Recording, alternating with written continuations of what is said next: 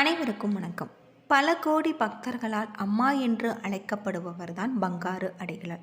ஆதிபராசக்தி சித்தர் பீடத்தை நிறுவி ஆன்மீக புரட்சியை ஏற்படுத்திய பங்காரு அடிகளார் ஆசிரியர் பணியாக தொடங்கி ஆன்மீக குருவாக உயர்ந்தவர்.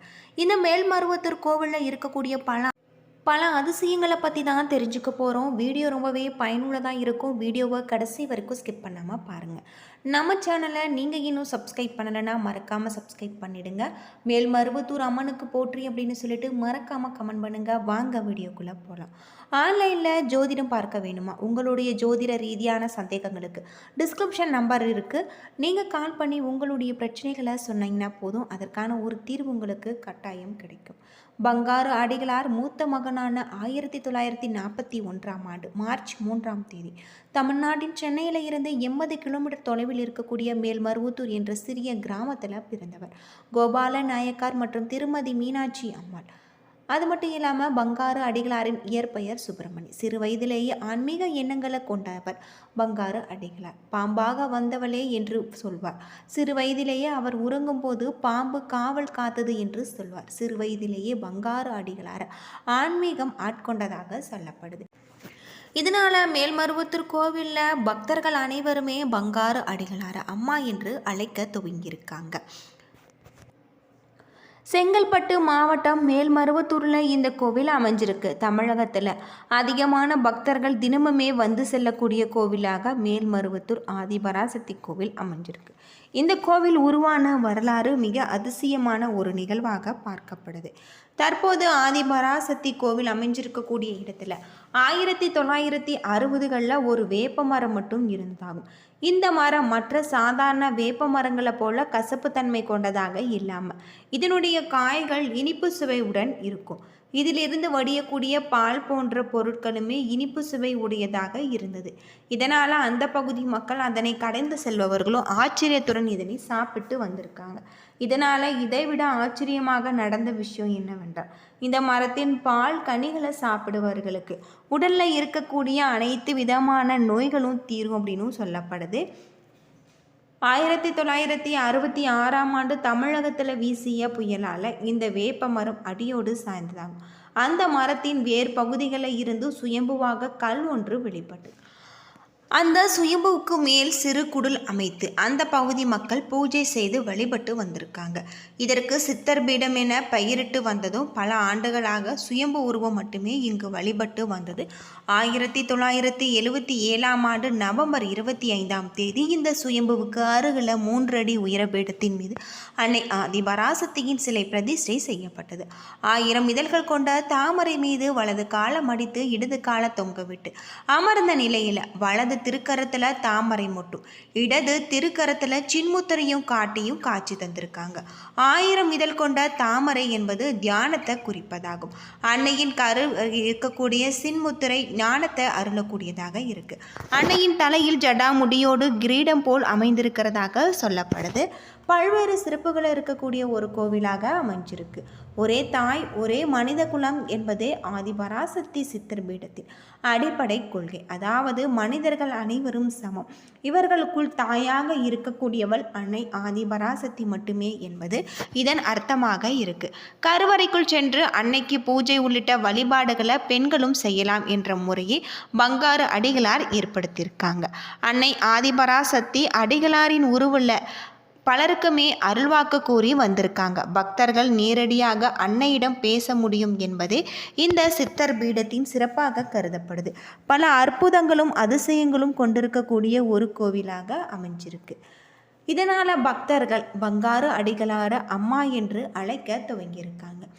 ஆதிபராசக்தி சித்தர் பீடத்தின் நுழைவாயில ஓம் சக்தி என்ற மந்திரமும் திரிசூலமும் அமைக்கப்பட்டிருக்கு.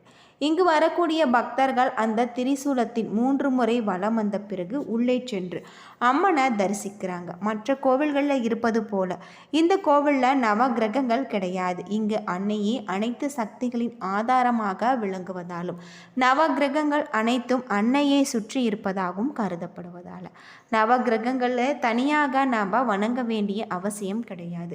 இந்த கோவிலில் இருக்கக்கூடிய புற்று மண்டபம் மிகவும் சிறப்புக்குரியதாகும்.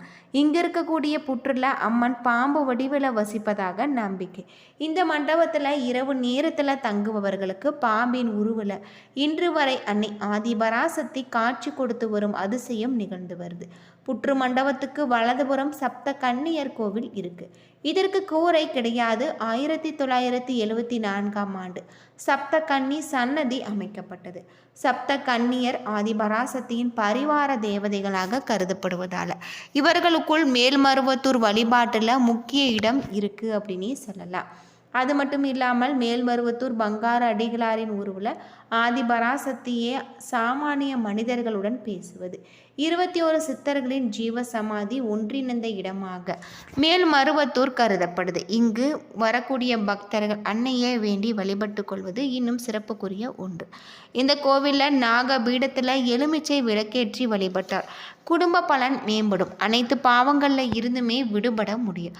அங்க பிரதர்சனம் இந்த கோவிலின் முக்கிய ஒரு வேண்டுதலாக இருக்கு.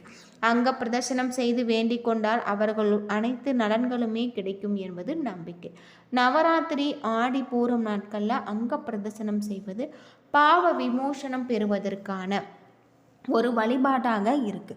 ஆடி பூர நாட்களில் பக்தர்களுக்கு இங்கு தனி சன்னதி அமைக்கப்பட்டு வருவதாக சொல்லப்படுது. அதர்வன பத்திரகாளி அம்மன் கோவில் இங்கே வேண்டிக் கொண்டால் அனைத்து தீய சக்திகளில் இருந்துமே விடுபட முடியும். ஆதிபராசக்தி பீடங்களில் சக்தி மன்றங்கள் உலகம் முழுவதுமே அமைக்கப்பட்டு அதன் மூலம் பல சமூக பணிகளும் மேற்கொள்ளப்பட்டு வருது.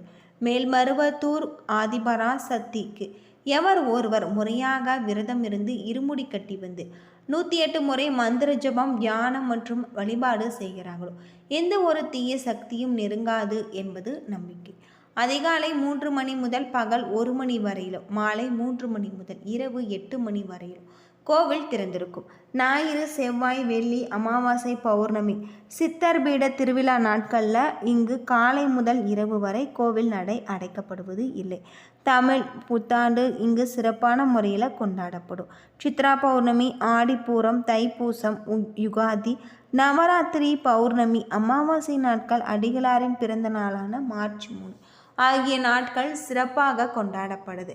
சென்னையில் இருந்து 92 கிலோமீட்டர் தொலைவில் மேல்மருவத்தூர் அமைஞ்சிருக்கு. சென்னையில் இருந்து மற்ற ஊர்களிலும் இருந்துமே வருவதற்கு பஸ்ஸும் ரயில் வசதிகளும் இருக்குது. சென்னையில் இருந்து வந்து செல்லும் அனைத்து ரயில்களுமே மேல்மருவத்தூரில் நின்று செல்வதாக சொல்லப்படுது. அனைத்து மக்களுமே சென்று வழிபட்டு செல்லக்கூடிய ஒரு கோவிலாக தான் மேல்மருவத்தூர் ஆதிபராசக்தி அம்மன் கோவில் இருக்கு. சுயம்பு வடிவத்தில் அன்னை எழுந்தருளிய இடத்துல ஒரு பெரிய பெண் சித்தர் இருப்பதாகவும் சொல்லப்படுது. அது மட்டும் இல்லாமல் இங்கு அதிக சித்தர்களின் தலைவியான ஆதிபராசக்தியாக இருக்காங்க. புண்ணிய பூமியில் ஒரு சித்தர் கூட்டமே உரைகிறது. கோவிலில் வடதுபுறத்தில் நஞ்சை நிலம் இருந்ததாகும். அந்த வயல் பகுதிகளில் இருந்து வந்து இரவில் தங்குபவர்களுக்கு வசதிகளை கருதி ஒரு கீற்று கொட்டகையாவது அமைக்க வேண்டும் என சில அன்பர்கள் விரும்பினால் அந்த இடத்தை கொட்டகை அமைத்து அன்னையின் உத்தரவு கிடைக்கவில்லை. அந்த நிலத்தின் அடியில் பல சித்தர்கள் இருப்பதாகவும் பங்கார அடிகளார் தெரிவிச்சிருக்காரு. எனவே தான் இங்கு கோவிலில் சித்தர் பீடம் என அழைக்கப்படுது. அன்னை ஆதிபராசக்தியின் சிலை 3 அடி உயரம் கொண்டதாகும். தாமரை பீடத்தில் வலது கால மடக்கி இடது கால ஊன்றி காட்சி தராங்க. இடது கால ஊன்றிய பின் இதனால் அனைத்திலுமே முதன்மையை தத்துவத்தை பெற்றவள் ஆதிபராசக்தி அப்படின்னே சொல்லலாம். தனது வலது கரத்தில் தாமரை மொட்டு ஒன்றை எழுந்திருக்காங்க. பொதுவாக அம்பாள் சிலைக்கு 4, 8 கரங்கள் அமைக்கப்படுவது வழக்கம். ஆனால் மேல்மருவத்தூர் 2 கரங்களுடன் காட்சி தருவதாக சொல்லப்படுது. என்ன நண்பர்களே, இந்த வீடியோ உங்களுக்கு பயனுள்ள ஒரு தகவலை தந்திருக்கும்னு நினைக்கிறேன். வீடியோ பிடிச்சிருந்தா லைக் பண்ணுங்கள், ஷேர் பண்ணுங்கள், கமெண்ட் பண்ணுங்கள். நன்றி நண்பர்களே.